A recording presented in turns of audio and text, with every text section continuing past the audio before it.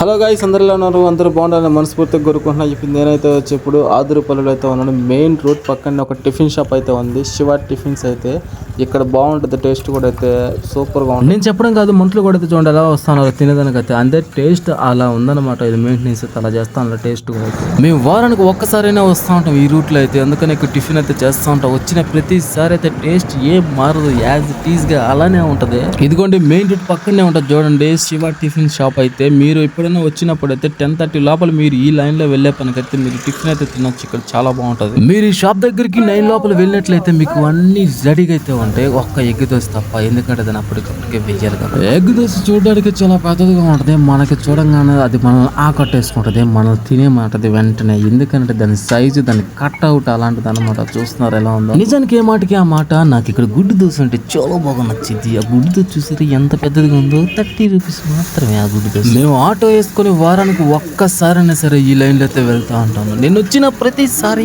ఈ ఎగ్ దోశ తింటాను. ఎందుకంటే I love this egg dosa.